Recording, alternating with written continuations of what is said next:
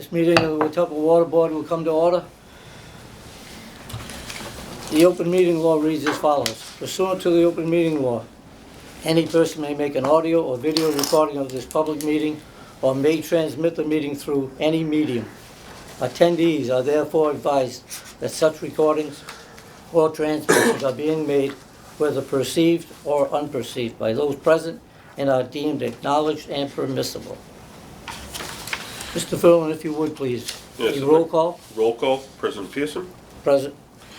Commissioner Ferrer. Here. And Commissioner Pennell. Here.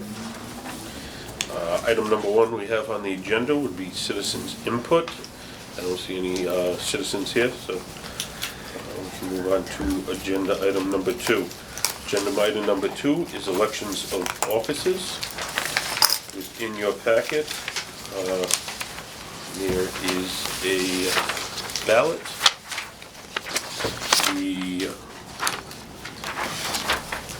The charter says that the president must be selected by ballot, and we'll also have a vice president and a secretary that we can do by nomination. So the ballot, just pick one for president? Thank you. I usually have to record them. I'll repeat it. Mr. Sullivan just said it, but what you're going to vote for, gentlemen, is just for president. After that, the chair, whoever it is, will ask members to volunteer for either the vice chair and recording secretary. If you have your ballots, you can hand them forward.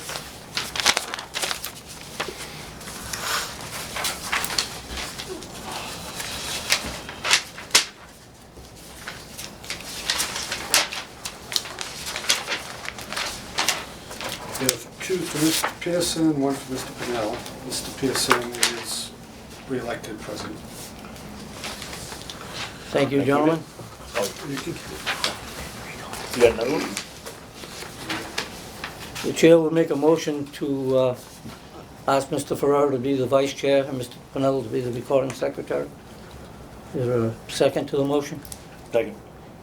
Is that okay with each of you? Yeah, fine. Motion carries. Mr. Furlan? Item number 3 within your packet is minutes of the previous meeting. Within your packet, there was minutes provided. I've reviewed the minutes. If there's any comments, questions, please feel free to go through the minutes or discuss them if needed. Is there a motion to accept? Motion to approve the minutes of the previous meeting. Second. Motion passes unanimous. Item number 4 within your agenda would be abatements. There has been a list prepared by the staff. The total abatements for this period, it has been a while since we had our last meeting, November 15th of 2018, so there is quite a lengthy list. The total is $23,798.44. These were provided to you. They've been reviewed by myself and Mr. Sullivan. If there is any questions on any independent ones, feel free to ask. Is there any discussion on the matter? Hearing none? Is there a motion to accept? Motion. Motion. Motion to approve the abatements as listed, yes. Motion passes unanimous. Thank you. Item number 5 on the agenda is a violation notice that we've received from the Dartmouth Conservation Commission. This is regarding Lake Nokichoke. Mr. Sullivan, if you explain. So in January, we received a notice of violation for construction of docks on Lake Nokichoke. In 1939, we bought the flowage rights at Lake Nokichoke. And according to the deed, we also own the land underwater. What you see is the actual dam, the spillway of the dam. And on the next slide, this is Sherbrooke Road, which runs off of Reed Road. These are all Dartmouth houses, everything on Lake Nokichoke are Dartmouth houses. The two in blue each have a dock. To my understanding, I don't know all the details, but there seems to be a neighborhood dispute going on, which brought the matter to the attention of the Dartmouth Conservation Commission, which, because they were built without permits through the Dartmouth Conservation Commission. Each of those properties has issued notices of violation. In the Dartmouth Conservation Commission's review in identifying us as the owner of land underwater, they decided to issue us a notice of violation as well.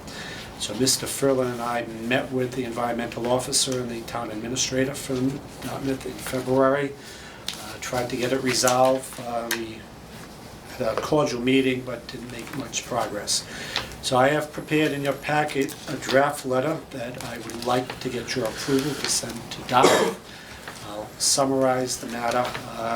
First, I identify, as noted, that because the properties in questions have constructed the docks, not approved by us, not built by us, our feeling is that all of the action should be taken against those two property owners, not against us.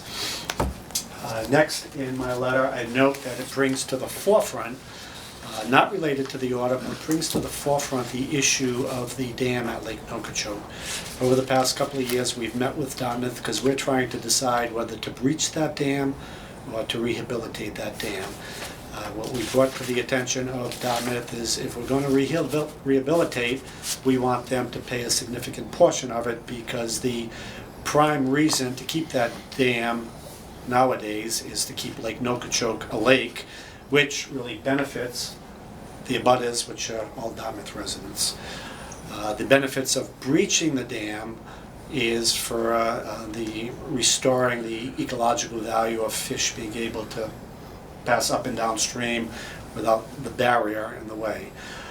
This is leading me, as I know in the letter, more towards breaching.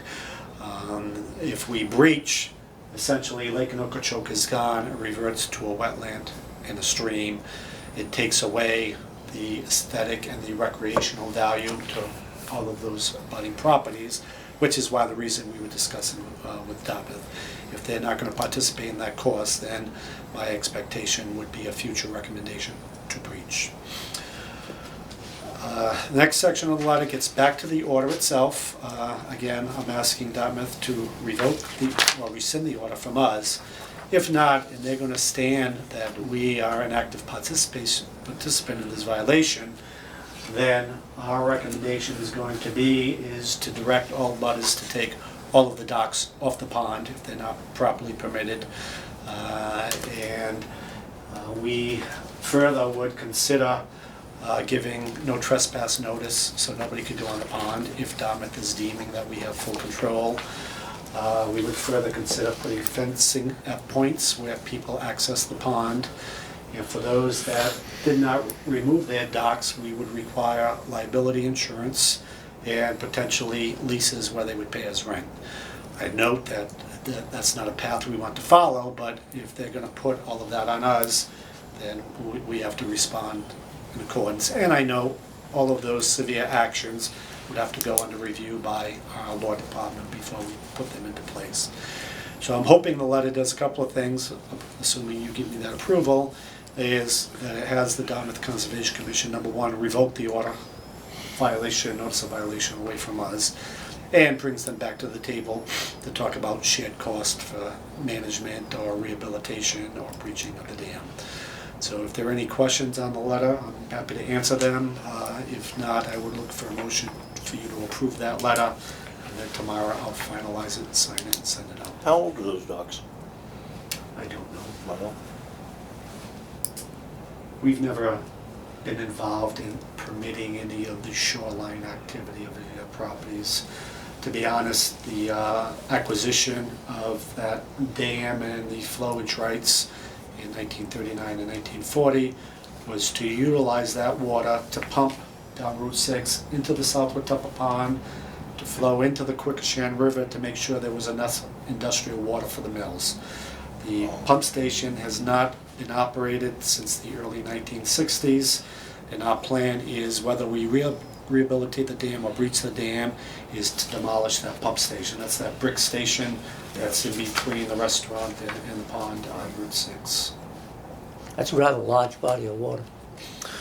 It is. It's a good-sized body of water. We want to keep our riparian rights or flowage rights, because the Copacut Dam, as you know, our secondary water supply, as that overflows and makes its way down through the rivers, passes through there on its way to the Westport River. So we need to keep that riparian right to be able to move our Copacut. So everything that we do is going to be dependent upon what Dartmouth Yes. does. Yes. That should be fine. When was the last time we exercised the gates there? Not in my lifetime. No, I'm just curious. So it's a pretty large dam. I don't want to say it regulates itself, but being such a long dam, there's never been an issue with management of the level of that water. Even in 2010, the flow was going through. There were significant complaints from there. To be honest with you, I wouldn't want to touch any of those controls right now. Oh, yeah, no, not at this point, no. At Yeah. all. Currently there's sluice logs in a side part of the dam that would be for any control of water. The dam is actually designed where it overtops the dam and the actual concrete structure itself. regular is basis. the spillway, yes. Which leads to, what was the last time they were inspected? We inspect them, that dam gets inspected every other year Yeah. by a PE, and it's also inspected by Mike LaBossia. Yeah, so Mike Catch and all our of our staff dams. inspect all of our dams on a monthly basis. Then depending on the classification of the dam, we have to have a professional engineer, which we use PAR, to do an inspection either every 2 years or every 5 years, depending on the classification of the dam. Just for clarification, when we say PE, would mean professional engineer. Correct. Go ahead, Bob. I'm sorry. I don't think that's moved up on the list since at all. The importance of rehabilitating that dam has not changed No. since I've been a member here, which We've is planned quite a to do while. that one last, Yeah. because it's a big one. It's going to be costly, and we've been trying to get, work with Dartmouth on their participation. I guess what I'm trying to say is there has been, in the 10 or 12 years that I've been here at least, there's been no noticeable deterioration in that. So that dam the, at all, the, when compared to some of the other The ones. engineer's inspection Correct. still classifies it as in fair condition. Yeah, so it's stable, it's safe, but it's old. We're going to have to either rehabilitate or breach. And there are some dangers to breaching too. If we breach, the water's for the most part gone. That exposes the soil underwater, and that then becomes a soil. If there's any contamination in that soil, that could be very costly as well. So it's not a simple decision. We're still evaluating, trying to compare the cost. And certainly if Dartmouth will pay a significant share, then we would consider rehabilitation. We have been approached over the past couple of years by the Westport Fishermen's Association. They support breaching, or in lieu of breaching, they would like to see a fish ladder so that ecological movement of the fish back and forth could occur. Are there any other questions? If not, I'd make a motion that we allow Mr. Sullivan to go ahead with his letter and keep us posted. I second. Motion passes unanimous. Thank you, Mr. Sullivan. The next item on the agenda, item number 6, will be a change order for East Main Street. East Main Street we constructed last year. This is just the final change order with some additional work that was needed while we were going through construction. There's 4 parts to this change order. Some additional valves were needed for shutdowns to be able to replace the main in that area, and a couple of additional areas needed to be addressed that wasn't seen because of the valves that didn't work. So that's basically what this change order covers, the 4 different sections, the 4 different individual changes. The total of the change order is $19,479.10. This was Bisco Contracting Corporation. Motion to approve the change order. Is there a second to the motion? Second. Motion passes unanimous. Item number 7 in your agenda is a letter from Mr. Sullivan to the board. The board received a letter from the Greater Fall River Land Conservation with a donation of land that they would like to make.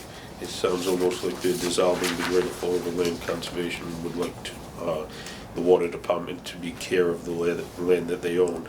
Mike Labossiere will be able to give a good explanation on the land, a little bit on the Greater Fall River Land Conservancy. Mike, before you do, is there any litigation pending on any of this that we know of? Nothing that we know of. All right. Mr. Labossiere, if you would, please. That's a good question. There's no, it has a clean title. This is a 9.55, almost 10 acre parcel of land. As you can see on the map, it's highlighted in green. It's completely surrounded by city to the west, state to the east, city and state to the, to the north, city and state to the east, and an unlabeled parcel south of it is also owned by the state. So it's completely surrounded by protected land. The Greater Fall River Land Conservancy is a private nonprofit land trust that was established in 1995 for the purpose of protecting land in the Fall River area for conservation purposes. It was established at a time before the Southeastern Mass Bioreserve came about, and there was no real instrument to be able to accept a donation of land. So it was a private citizens group that came together, incorporated, and over the years accepted about 100 acres of land in donation over the years. Once the Southeastern Mass Bioreserve came about with the partnership of the state, the city, and the trustees, that kind of horsepower, if you will, that grouping of partners is able to do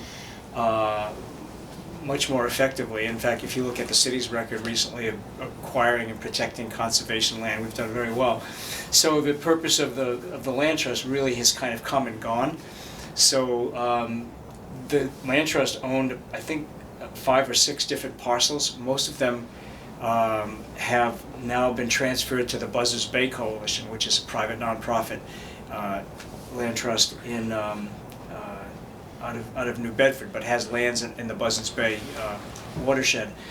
This one parcel is not in the Buzzards Bay watershed, so it became as the Greater Fall River Land Conservancy has decided to dissolve because it has not really grown in membership, and other groups have kind of taken over its place. This is its last land holding. So like I said, it's about 10 acres in size. It's about 1 mile, the red line connecting the green parcel to the road to the west, that's Bell Rock Road. It's about 1 mile in. It's not on a public road, so the assessors consider it a land of low value. It doesn't have road frontage, it doesn't have any real development potential. It's about half upland, half wetland. The wetland drains toward the Mill Brook and the Rattlesnake Brook area, which is an area we also have some interest in.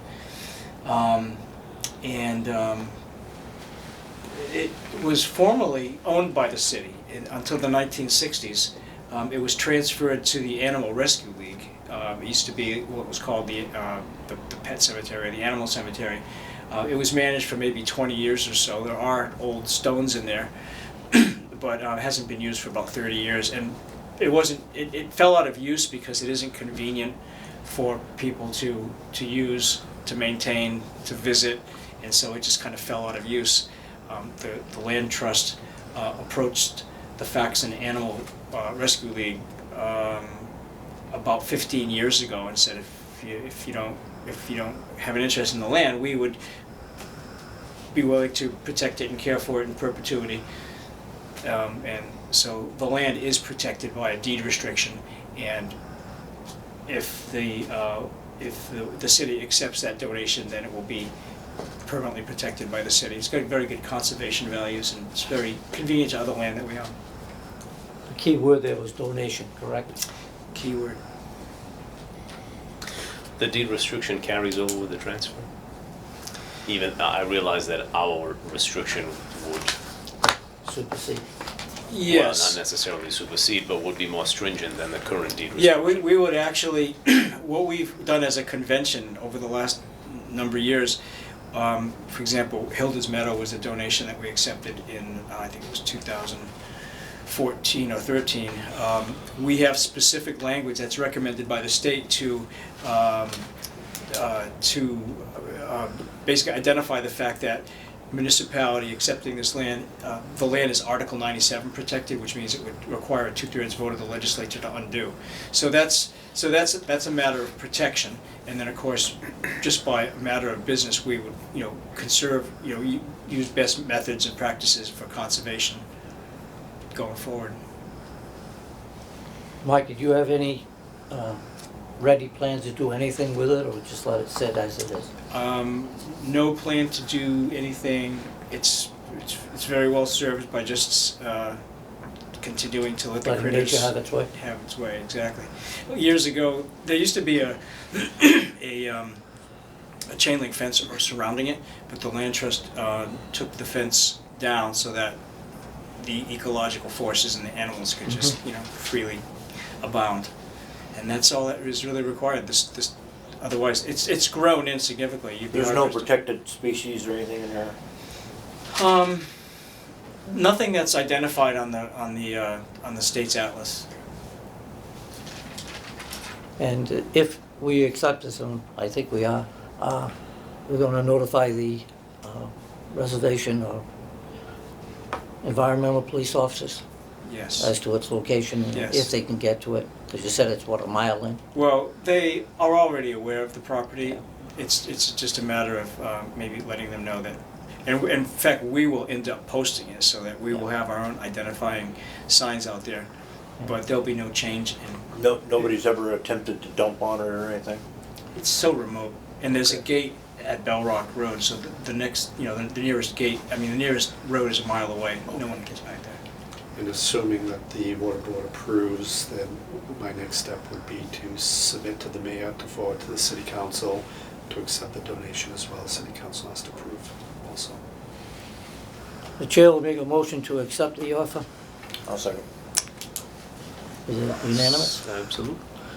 Motion is unanimous. Thank you, Mike. But before you leave, a couple of questions or statements.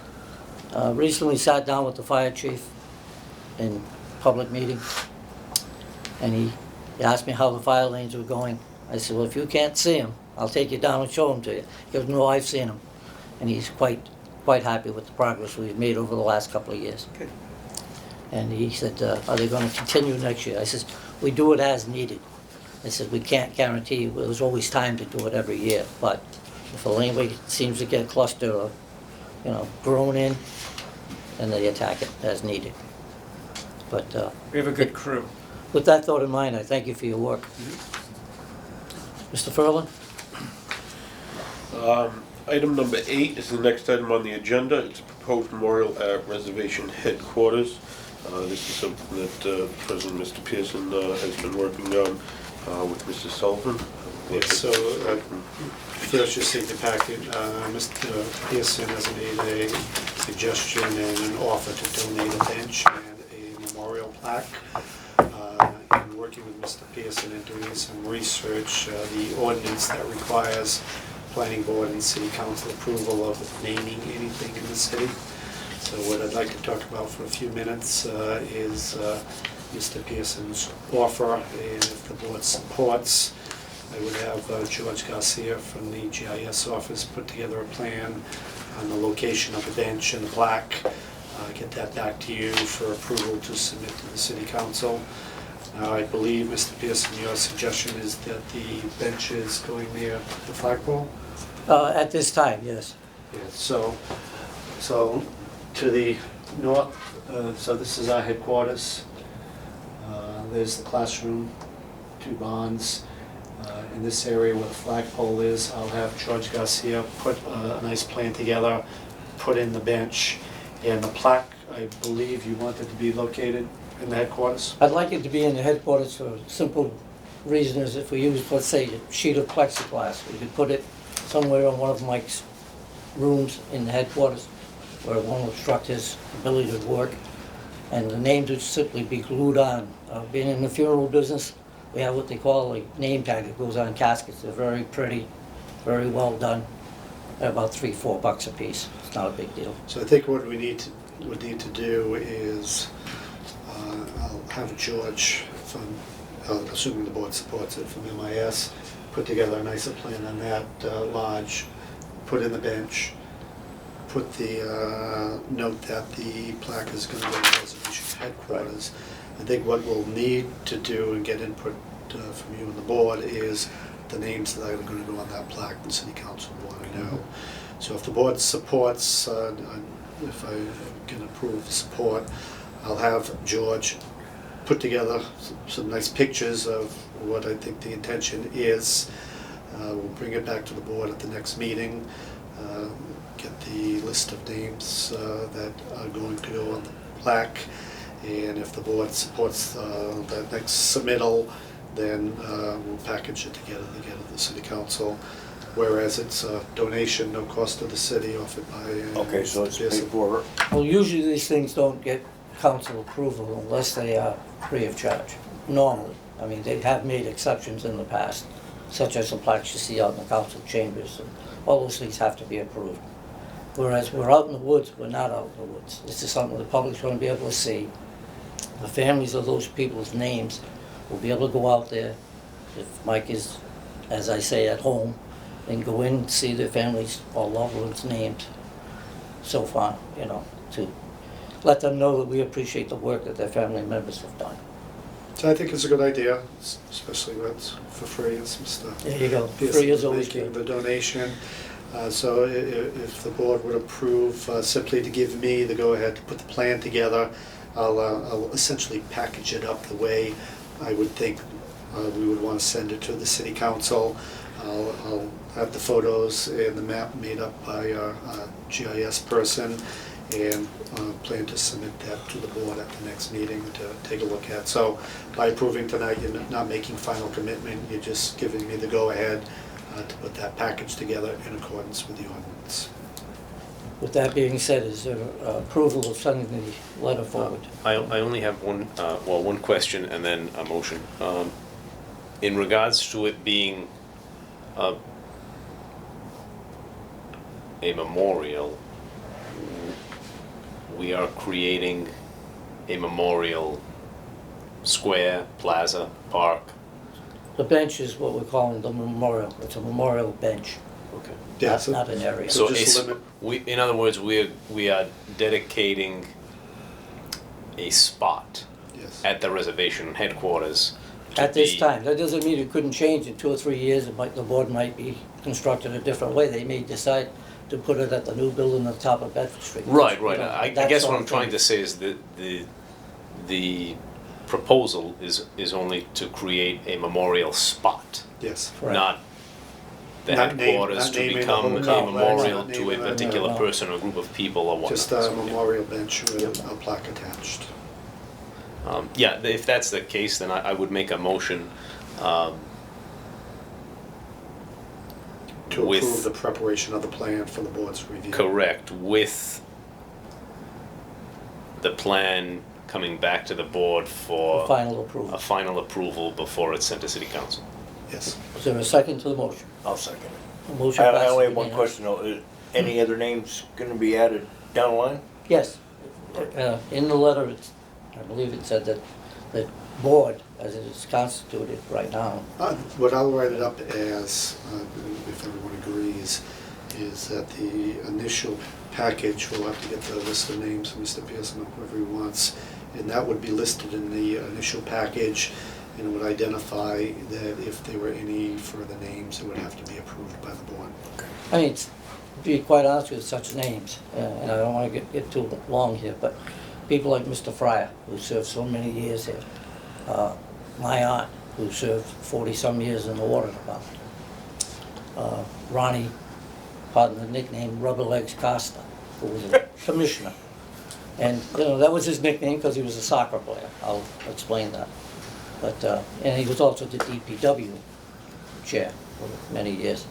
But, you know, And he was on the water board for... yes, he was. He was on for 2 years, I believe. Yeah, my only question was, You would have to be, the way I read it, wrote it, was that you'd have to be someone who worked for or supported the water Water. department. Yeah, my intent would be to work with Mr. Pearson, get that initial list that would be right in the package. And there would be wording that any future additions to that would have to be approved by the board. Yep. No problem. So that motion passed unanimous, Mr. Furlong. Next item on the agenda that we have is an update on the meter project. So as the board knows, we're in the midst right now of doing a meter and AMR upgrade project. Up on the screen there, you'll see on the left-hand side, a typical Neptune T10 residential meter. On the right-hand side, you will see the R900 box. That's the radio box that goes on the outside of the house. Currently, the contractor is replacing those radio boxes on the side of the house. They've started in the southwest corner of the city, and they're starting to move north now out of the southwest corner.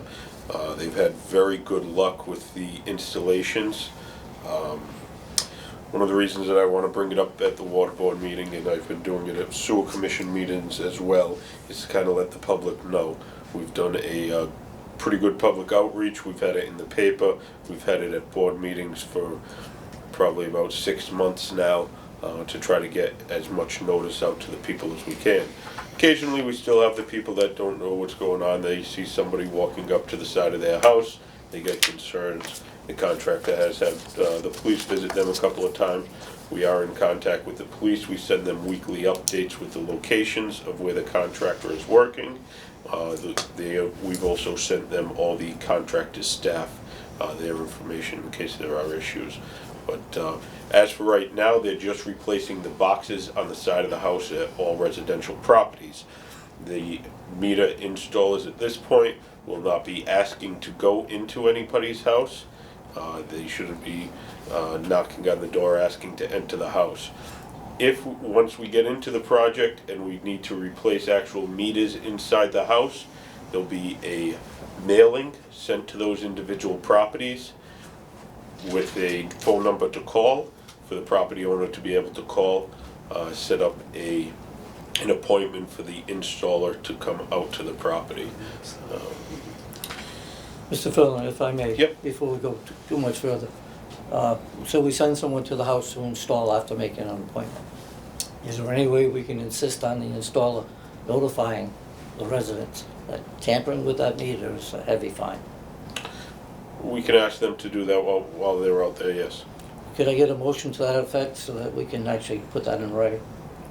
And if I could, I mean. Please do. We've notified that, we've made that notification in meetings multiple times. Not that I'm opposed to pressing it, but we're sending a private contractor into somebody's home, and at times, they're scheduling appointment. At times, it's very difficult to get that appointment. It's very difficult to get our people in. And if we get in the habit of going in and threatening fines, I think that's going to cause some problems of us being able to get these appointments, getting people in. If that private contractor is politely telling the property owner, if you tamper with it, you're going to be fined, I'm a little worried that some of the installers could be tossed out of the house. So, we've made that known at these meetings. I'd prefer not to put the installers into that place. With that being said, I'll withdraw that recommendation. Please Okay. continue, Mr. Furlong. Yep. Up on the screen, you'll see the typical installer. So the contractor that's doing the install is Thelch Engineering. It's Thelch Water Management, WMS, Water Management Systems. It's a division. The subcontractor that they've hired for the install the AMR boxes and the residential meters is USI Services. Up on the screen is a picture. The employees are always fully dressed in their company apparel with a labeled vehicle, so it shouldn't be anybody that doesn't look like that going around saying that they're looking at the meter or looking at the water department. The contract so far has been going very well. We've actually done about 1,000 installs of the AMR boxes on the side of the house. with only about 40 exceptions that we will have to make an appointment because there was either a dog there or we have to enter the property because it's showing up with an issue with the meter. Up on the screen is the Thelch Engineering, the badges that the employees wear and what their vehicles look like. There's also another Thelch Engineering vehicle. It's a larger truck that is doing the large meter replacements. So we're replacing all meters above 2 inches, so 3 inches and up. We're replacing all of those large meters. Those are mostly all commercial buildings, which we've already gone out, done full surveys on all those meters, gotten contacts for those places, and they're scheduling appointments now for those meter replacements in those commercial facilities. So, just want to update the board on the progress with the meter project, and just try again to get it out to the public, let them know that we are replacing those boxes on the side of the house.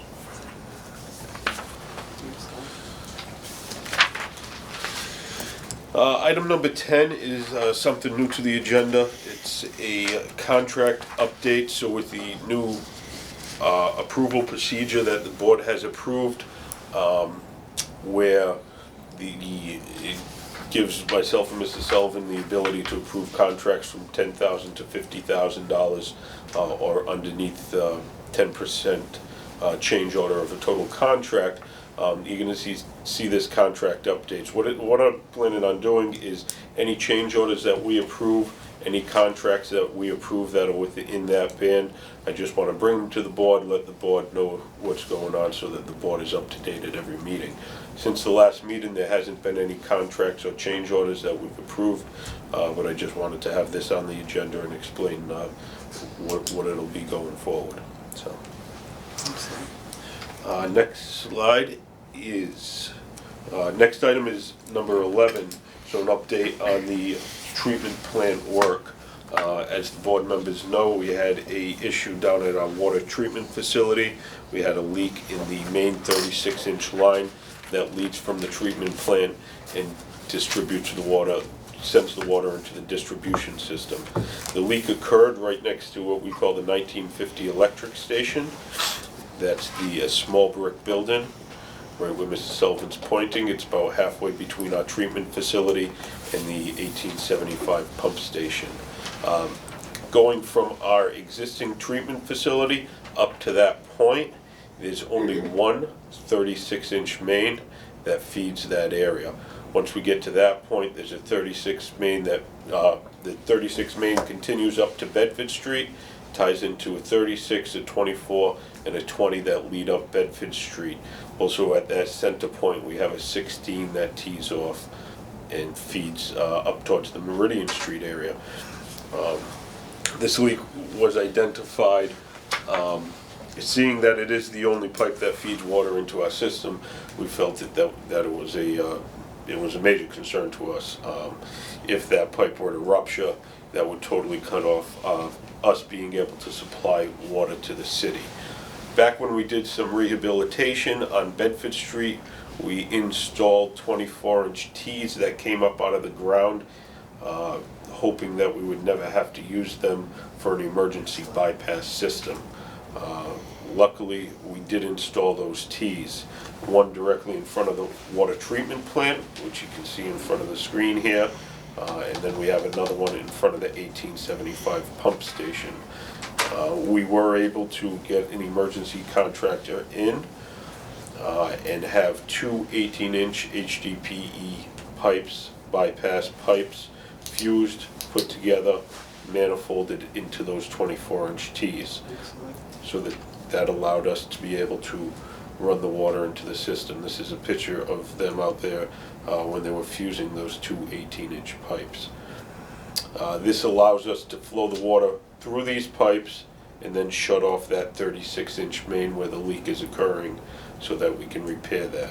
We have been very lucky through the situation where the leak hasn't gotten any worse. It's been controlled and manageable, but it has not stopped. So, as you can see up there, that's a picture of a 16-inch valve. So the 16-inch that tees off the 36-inch that heads down towards Meridian Street, parallels Route 24. That line, we were unable to shut the valves off, so we had to install a 16-inch valve. Once we replaced that 16-inch valve, we went to shut off the valves on the 36-inch main. Those valves were inoperable. Once we found those valves inoperable, we made the determination that we needed to get line stops in. So this is a picture of one of the line stops that was installed earlier this week, the collar that went around the pipe. It was concrete poured around that. Large tower that goes on top of that, and a stop goes down, inserts into the pipe, and stops the flow of water. Those were installed today. We finally got the shutdown on the 36-inch main today. About 3 o'clock was when the last line stop went in, so the 36-inch main is now off. What we're going to be doing is installing 2 new valves, one next to the treatment plant, one up next to Bedford Street, while we have these line stops in place. That'll give us the ability to control this line in the future. Moving forward, our plan is to install those 2 36-inch valves within the next day or 2. After that, we'll move to the leak area, expose that area. The leak is in an area that fed to that old 1950s electric station. As you know, the board approved a contract a while ago for the demolition of that 1950s station. This work, cutting that station off from the system, was going to have to be done during that demolition process. We're going to be doing that now, just so it's totally out. That's right where the leak occurs.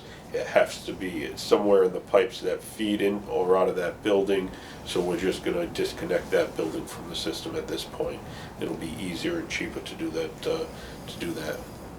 during this time frame. So rather than tie the building in, the building gives us. We are still talking about demolition of that building. Yes, we are still talking about demolition of that building. Once we finish this up, we'll go back to working on that project. So currently, we're in a good state. As of today, all the water is being fed into the city through the bypass. There has been no effect to the customer. Water quality hasn't been affected. So we've been, knock on wood, we've been lucky so far through this whole entire emergency. If the leak was bigger or something ruptured, it definitely could have been a lot worse. How old were those valves that wouldn't shut off? Some of the valves were from the 1920s. Oh. Some of them were reconstructed in the 70s, and then there was a valve by the treatment plant that was installed when the treatment plant was built, and that didn't give us a complete shutdown. And there was another one from '74, which actually broke. So sooner or later they would have Yeah, failed anyway. correct. We went and we tried 4 different valves that would provide us a shutdown, and we weren't able to do it. So when this emergency work is done, we'll be in a good condition. We do have in our master plan to add a second redundant line from the treatment plant up to Bedford Street. We're going to move that forward. We're not, obviously not doing that here, but within the next 2 years, we'll be doing all of the scoping and design work, and then we'll put that out to bid. So ultimately, there'll be a second line separated from the existing line, so if there's a problem with one or the other, We we're have a just way to shut it shifting off. valves, putting the other one on. There was supposed to be a second line put in 1975 when the treatment plant was constructed, but due to budgetary concerns, they cut that second line out, and we're paying for that a little bit now. Correct. Mr. Furlan, is there a cost associated with this whole project? Yes. Do we have Yes. a number? Yes, there is. Before the valves didn't hold, we had anticipated $200,000, but with the failure of the valves holding, we're expecting that to swell up towards $500,000. I can tell you that I did visit this site, and I believe it was on a Sunday, correct me if I'm wrong, Mr. Furlan, but my first inclination was, Paul Furlan's working on a Sunday. And I'm saying to myself, as a taxpayer, overtime. And I quickly learned he's a salaried employee. So all the taxpayers can relax and let it be known, in my opinion at least, Mr. Furlan, as a project coordinator, was on top of this job. It's been well done. I don't think the taxpayers have a worry in the world about this. It's not uncommon for Mr. Furlan to be working No, it isn't. overtime. Because I jokingly asked, what's he gonna do with all his money? He says, I'll remind you, I'm a salaried employee. Continue, Mr. Furlan, please. So that kind of sums up the issues that we've had at the treatment plant. Like I said, we've been lucky that we don't have any, we haven't had any effects to the customers. It's also, quick reaction from the contractor that we had on site and our staff, so. Item number 12 in your packet is Mass DEP ACO. So this is in relation to the generator that is at our water treatment facility. It was installed 2005. Mr. Sullivan, would you like to? So, that's the generator in White Bear, an emergency generator to lose power to run the entire plant. So, it was installed in 2005, replaced the old turbine generator. It was designed in 2004, went out to bid, constructed in 2005. During that period, the regulations on permitting generators changed. So we designed before the change and went ahead and built, and we're not aware that a construction permit and an operating permit specifically for the generator were required. This past year, in 2018, we were working with a company, Enanoc, to join the demand response program, which is essentially a program that if the power grid doesn't have enough power, let's say during the summer when all the air conditioners are running, companies or cities that join that program, demand response, we get a call, we shut the power off, we go on to the generator to save the power in the grid, and we get paid for that. When we do that, and we get paid all year long. So to get additional revenue, we were planning to join that program. In evaluating the generator to get in, it needed an upgrade. And when our engineering consultant contacted Mass DEP, that's when we learned that we were missing a permit, and we were planning to apply the permit. DEP identified because of that violation, they were issuing this administrative consent order. We've met with them.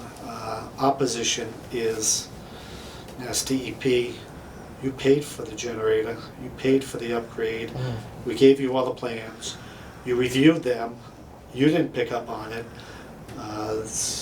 so let's just let us get the permit and move on. The draft administrative consent order includes a fine of $2,875. It's a minimized amount. It could have been upwards of $20,000 based on their rules. Mr. Furlan and I met with them and told them that we don't want to pay a fine, that we were in good faith. We brought it to their attention. They had reviewed it during the construction period. Their position was when they review the plans for the funding program, they are making sure they're generally consistent, they don't go through every detail, and there are different divisions. So we were in disagreement. We asked them to eliminate the fine. They said they would review that, but when they issued the draft order that I just gave to you today, that the fine remains. I'm still talking to Mass DOP. I have a phone message into the director of the Lakeville office to have a discussion with her. The fine, we don't want to spend any money on fines, but it's relatively minimal. My recommendation is going to be, if we can't get it eliminated, that we pay it. The revenue that we're going to get from the demand response program will cover that pretty quickly. So I'm also asking for a few minor changes in language in the administrative consent order. I believe we did everything in good faith. It was the change of the regulations right during our construction period that put us in this position. Should we have caught it? Yeah, we should have. We should know every regulation, but we're human too. We're not perfect. So what I would ask, I'm open for any questions, but I would ask ultimately is for the board to approve my signing the administrative consent order with the leeway of making some minor language changes and with my continued attempts to eliminate the fine, but if they refuse to budge, to accept the small fine. What was the fine? $2,875. I'd make a motion to accept Mr. Sullivan's report and allow him to go forward with the articles as he's read them to us. I'll second. Please keep us updated. Will do. That brings us to item number 13, which is other business on the agenda. Mr. Ferlin, if you don't mind, I'm going to ask a couple of questions. It's come up in the last couple of months about the liens that we, in case you don't know what a lien is, and I think you do, it's property that, I call them mechanics liens, that lawyers will put on people because they haven't paid their bills. Well, this is very similar. In this case, we have a stack like this. My question is, can we get an update on that and the report as to what we plan on doing about it? Because I think the number was 900,000. For water, about 600,000, and for sewer, about $1 million. It's a lot of money. So our mechanism, and we do this every year, every December, just prior to the tax bills going out, we review for those customers that have not paid their bills and were overdue as of the prior June 30th. So we're still giving 6 months, we're not going after the short-term non-payment. 6 months back, if those were overdue, then we report to the collector's office and we put those liens on to the tax bill. So a customer that has not paid will get their tax bill, and I think it says special assessment up in the corner. That will be the lien for water, sewer, or stormwater. We've been doing that for many years, and we collect the bulk of that money every year. So actually at this point in time, I think water has collected just under 500,000 of the 600,000 budgeted. Sewer has collected $1 million of the 1.1 million budgeted. Wow. It's a means to collect the money. The alternative to that some communities use is shutting off the water to the property. It's an unhealthy proposition. Unhealthy, politically unacceptable. Not that we never shut the water off. In difficult cases, we will get permission to do so, but wholesale shutting off the water for those property customers that don't pay causes us a number of headaches. Number one, if it's a multifamily house, the tenant just has to call minimum housing. They go to housing court, the judge orders us to put the water back on. So we've wasted the time of our men. Number one, us sending the notices, our men shutting off the water, and before the day's out, the court ordering us, because theoretically it's not the tenant's fault, to go back and turn it on. So it was counterproductive. Single family homes, they don't have that option to go to court for minimum housing. But again, it gets difficult. You get lots of calls. It hasn't been functionally workable for us. It used to be done 20, 30 years ago, but the lien process has worked for us. Number one, it's not beneficial for the property owner to get a lien. Number one, during the year they're going to endure $60 in penalties. So every quarter, if they're behind, they're going to get a demand notice in pink that says you're behind. It's $10 each quarter, 5 for water, 5 for sewer. They'll get 3 of those if they haven't paid. Then at the time of the lien, the other $30 is charged. So if they don't pay, they get $60 in penalties per year. We charge for unpaid bills 14% per annum interest broken down to the days. And then once it gets liened, they are paying 18% per annum. So not paying the bills will cause at least several $100s in additional charges. And obviously, the bigger the overdue amount, the more interest is going to accrue. So it does work for us. We collect all of the money. If somebody tries to sell the property, they can't without the liens being paid off. So the only negative to us is the cash flow delay. But in my opinion, because we've got that built into the budget each year, we've endured the pain 20 years ago of that first deferral of cash. And now, although we're a year to 2 years behind, it's being collected in almost an equal amount each year. Water bringing in $500,000 to $600,000. So we're talking about state taxes that they, No, the water and sewer bills that they don't pay goes on to the city property tax. oh, okay, state property. Yeah. It's worked well. One of the problems we had in the early years is we didn't have a minimum amount. So somebody that might have built up a couple of dollars of interest and pay it, get wrapped in, and they'd Right. come in screaming. So now we have a minimum amount. $50. It has to be greater than $50 to be leaned, which takes away those small interest, small items. So they are big numbers. We're collecting the money. It's working, and it avoids large-scale shut-off of water, which obviously causes problems for the property owners, causes problems for us. There are occasions when we do threaten and do shut off the water. In unusual cases, normally we get internal approval to do that, but those are relatively rare cases. We do have the legal authority to shut off, but collection of the liens has been very successful for us. The binders of liens that I saw, it's quite thick.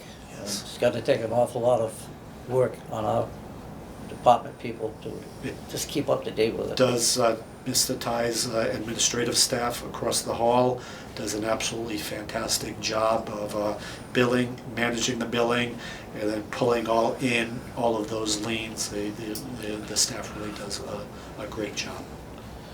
Thank you for that. My second question would be as to the architect's rendering of the building that we've approved on the top of Bedford Street. Do we have an architect's rendering yet? We don't have a rendering yet, so we're just finalizing the floor plan design and the exterior design. Once that's completed, we'll be able to get a rendering. And the matter that I brought up about the mechanic shed on the opposite side of the street, either being kept, torn down, repaired, has that been resolved? No, so the architect, when we're just going through the design phases, we're gonna get the building going, and then we'll be looking at that building for feasibility to see whether it's reusable or not. So we won't demolish it without your approval. We're gonna have the architect evaluate the structural stability of the building, the potential uses, and we'll bring that back to you. I know I've said it before, but being a homeowner, I have 2 sheds. I could always use more. I've talked to Mo, and Mo's our mechanic. He looked to the skies and said, if you can keep it, we'd love to have it. But I told him, well, you're getting a new one too, so sometimes you can't have everything you want. But I think repairing the roof at a minimum cost is probably a better way to go than tearing down usable storage. Yeah, we just need to evaluate the structural stability, what's Right. underneath. I've looked at it myself, and I've been on the roof. It needs some work. We could move it to your place. No, you can't. I'm paying enough in taxes You just now. said you wanted another shed. You just got married, you're gonna need a shed. If there is no other business before the Watuppa Board, is there a motion to? If I could just mention Please. 2 things. One, in regards to the work that the emergency work that we did down at the plant. Sometimes even amongst ourselves, we come up with reasons to believe that a project may be overfunded, or we may have some redundant items in particular contracts, or come up with reasons why something costs so much money.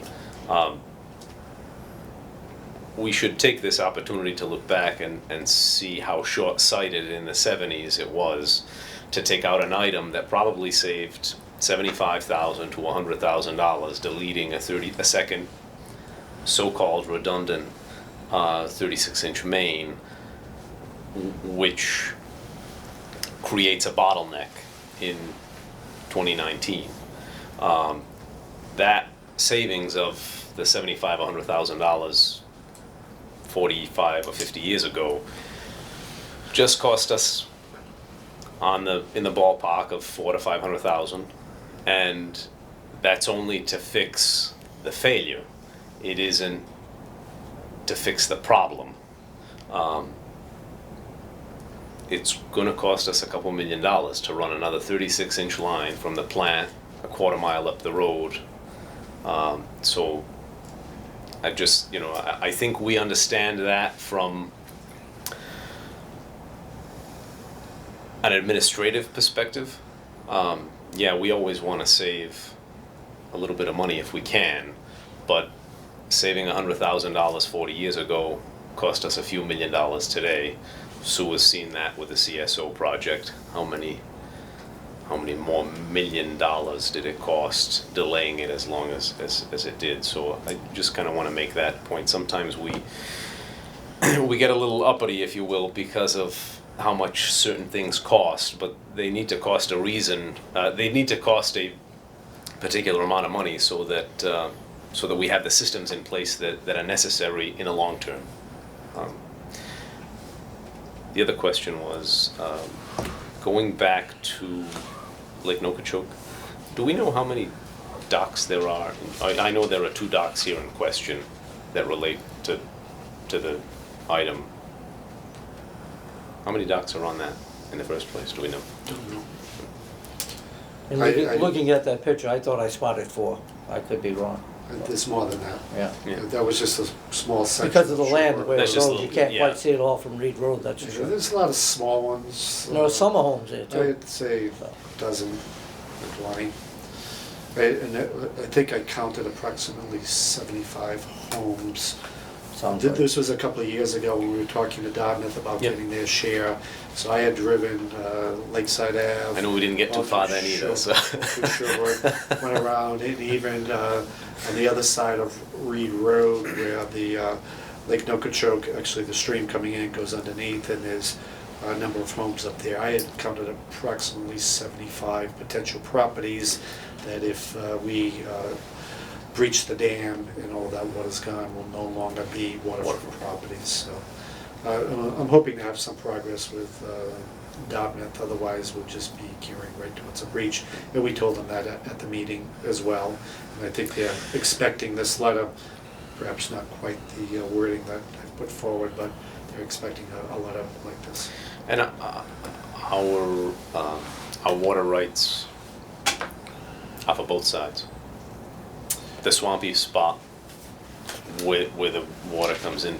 Yeah, it's not 100% clear to me in the deed. I always perceive that as the water rights, the flowage rights going Right. through, because we bought it in 1939 or 1940 for about $40,000 when the old Westport factory went bankrupt.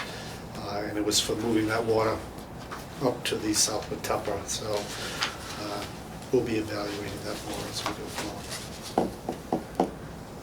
Thank you. Is there anything else? Just one more question on that, the docks and stuff. You said that if you breach that thing and it becomes a swamp again, that the soil might be damaged. Is there any way to test that now with the water there? Would that not be up to the town? I wouldn't recommend that at this time. If there are no other questions? May I just have a moment? Yes, Mr. Labasi, please do. Well, I've never officially thanked the Watuppa Water Board for its support of the land conservation, land acquisitions that we've done. Last week marked the last closing for parcels that we were funded by the Community Preservation Committee. And it was a long process, took a couple of years. I finished thanking all of our people who wrote letters on our behalf, our buyers and partners, different nonprofit organizations, but I just wanted to thank the Water Board for supporting our efforts to continue to acquire land to protect the water supply and our other conservation interests. So thank you very much. I also want to thank Paul and Terry for the work that they did to support as well, because there was more paperwork than I understood, and Always meetings is. and attorney matters and on As and on they say, and the on. job's never done till paperwork's finished. It was a long haul, but I just appreciate And everyone's. Mike won't thank himself, but I'll thank him. He's really the driving mechanism of identifying the land, talking to the neighbors for decades and decades, and sitting in the closings on some of those properties. The neighbors really appreciate Mike, like Mike, and Mike has annoyed them for 20 to 30 years to finally get the property, but they were very appreciative in the end. I'm well aware of the work that Mike does, as I'm sure Chris has been out there many times, and Mr. Pennell's been out there. However, to go out there and actually sit down with Mike and on occasions take a ride out to Nookchoke or wherever, if there's something pending, he more than welcomes you. And I'm more than glad to go whenever he calls. However, we're still working on updating the roads with the proper people in City Hall. We're working on that all the time, I think you know that. The fire lanes, in my 3 years here, we've made major steps in keeping those clean, and that's due to your hard work and your crew. The new garage that Diamond has helped us with, that's just very good for morale alone, never mind our equipment. But now we actually have a building to get when we have the backhoe out there. All those things need to be covered, especially in the winter. You know, when it's raining, men have a place to work on the equipment, shopping chainsaws, whatever.